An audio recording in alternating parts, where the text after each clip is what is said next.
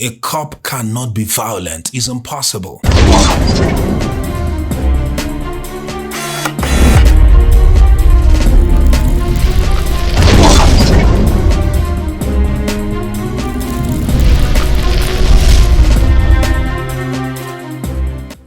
Now, today on Godcraft, we are going to be looking a bit into law enforcement because there's something that has been on my mind for a long time, and I just said enough. I need to say something about it. So it goes like this. There's been a lot of things that have occurred all over the world, and especially in the United States of America as it regards the law enforcement. There have been a lot of harsh, a lot of denigrating men and women of the law enforcement community. So in 2020, to be precise, I think somewhere around the month of June, if my mind bears me correctly, there was an issue of something that happened somewhere in Minneapolis. So within that time, there was so much outburst, and I won't go into all the details of that. And there was something that kept coming up. I would hear words like police, brutality. It was a word that was constantly being bounced around. Then on some of these shows, they'll bring in pundits, and they'll bring in professors, they'll bring in professionals, they'll bring in, ideologues, people who had, like think tanks, people who were professor emeritus in some of their universities. And I saw people from Harvard and Yale and some of the best and biggest and brightest schools in America. And they were coming up on these shows and they were talking so much about violence and police brutality, how the cops have become violent, how we need to work on it, how we need to do this, how we need to do that. Then aside from that, there were also lawyers who would also come on such shows and give their own take, since it was a legal question. And they would say, the police are becoming too violent. And I was hearing these words being bounced around from one place to another. And after a while, I say, wait up. Something is intrinsically wrong with the educational system in some of these profound or in some of these great institutions of learning. Because here come the ABCs of law enforcement, and everyone is redefining it and just talking nonsense. I said, what in the world is this? Because it's so basic to understand. See, let me explain what I meant or what I mean when I'm saying the ABCs of law enforcement. When a police officer wants to join the police force, first he goes to the academy. In the academy, in the police school where he's being trained, he or she will be put through a certain rigor of courses and physical engagement and arms training. And there are so many dynamics to all that training. And from city to city, the duration differs. If you want to join the elite group, there's a different and more high-tech training. If you want to just be, doing the basic beats, walking the streets, there is a different type of training. So there are levels of that training or that development. If you want to be part of the elite squad, then there is also more intensity of training that is required for you to be able to qualify and join that. So all that is done in the police training program. Now, when you are finished, when you are finally ready to join, to leave the academy and now become part and parcel of the police force, they will induct you. There will be an induction. Then you will be brought in. Then some things will be read to you. Then you raise your arm and do all that. And once all that is done, the next thing they will do, they will give you a badge. After they give you the badge, then they will give you the weapon in order for you to follow through. Now, the weapon differs, the size differs depending on the police department, depending on the city and the type of work you are called to do. There are some they give them up to 2 or 3 rifles. Some may have an AR. Some others may just have the Glock. Some depends on the police force, the sheriff, and whatever is the classification. But no one will give you a weapon until you are given a badge. Why? Because the badge is your authorization. Without the authorization, you cannot and will not wield a weapon on behalf of the police force.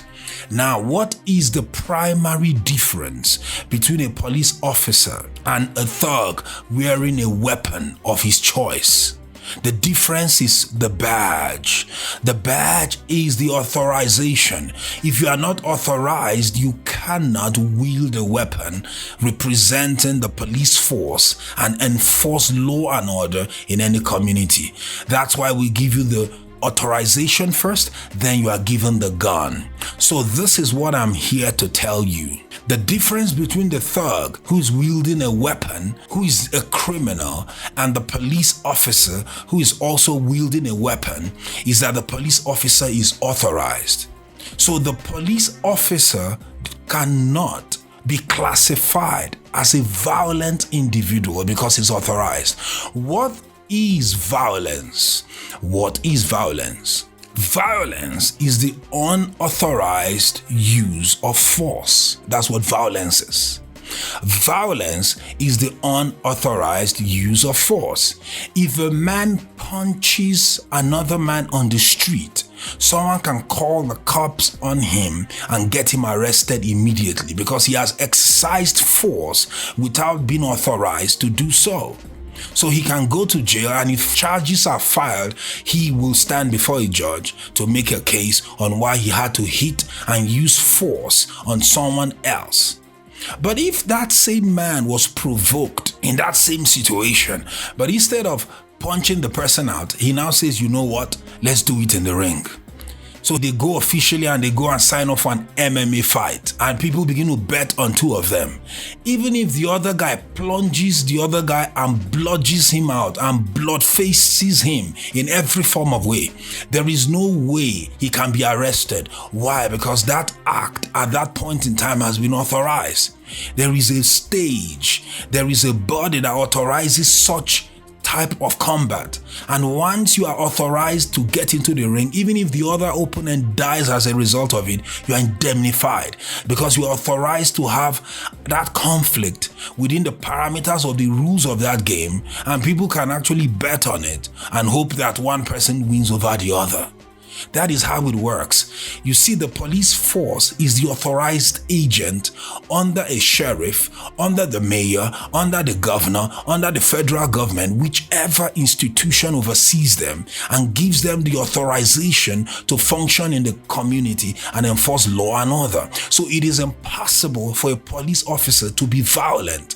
The word violence means unauthorized use of force. So when thugs fight, when thugs shoot, when criminals wield a deadly weapon to rob, to maim, to rape, to do whatever they do, that is unauthorized use of force. That's why they are thugs.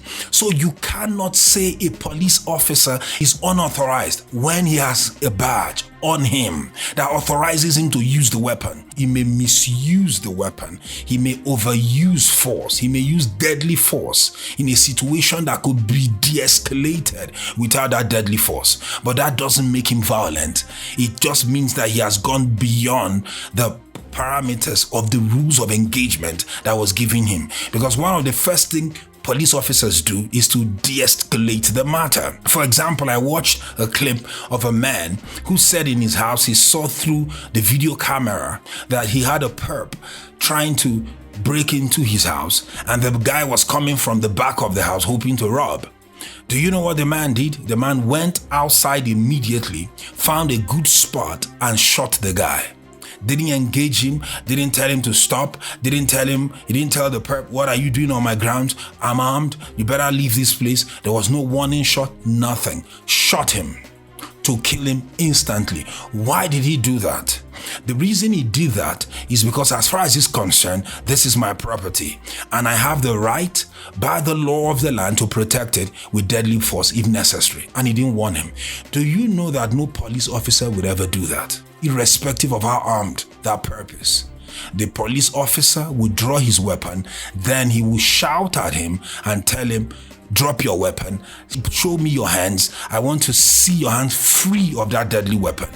The officer will first try and de-escalate the matter because of his rudimentary training that led up to that point.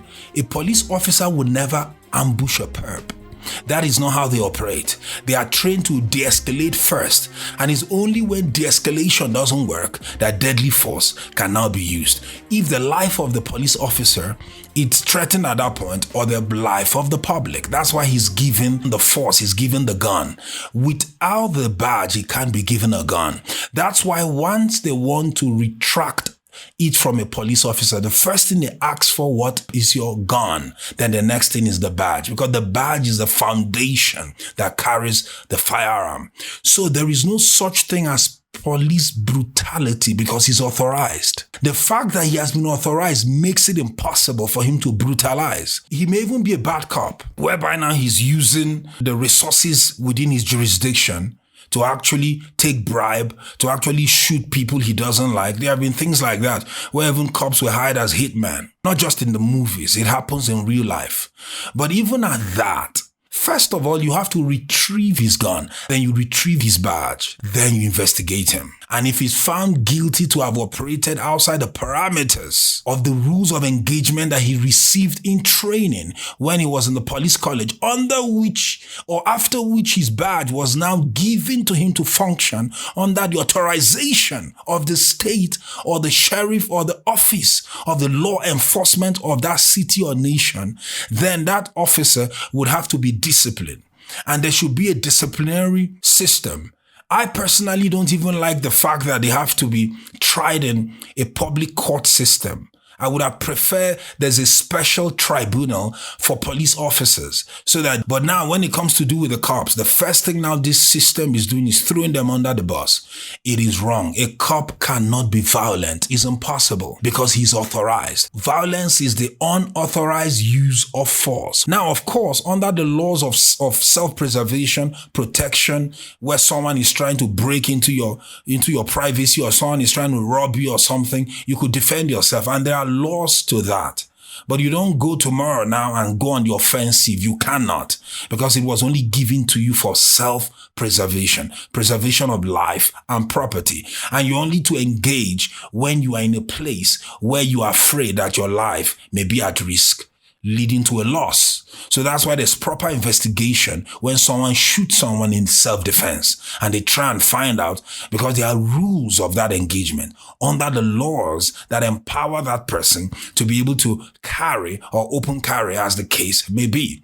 But when it comes to do with the police officer, that is his job. He's to go on the offense. He's to search out criminals. He's to have interaction with them and try as much as possible to extrapolate and remove criminals from the free society and put them behind bars. He's not the one to put them behind bars, but he's the one to bring the case against them.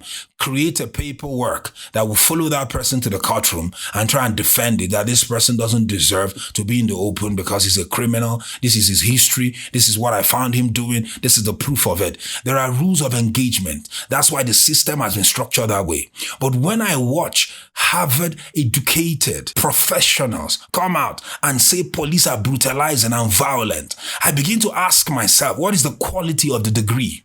Because if you don't even know the ABCs of law enforcement, how in the world do you have the right to even speak on the matter? Thank you for listening to another episode of Godcraft. And also do subscribe so that next time we upload something meaningful, you will be notified almost immediately. Thanks for joining us, or you have a blessed day. Bye.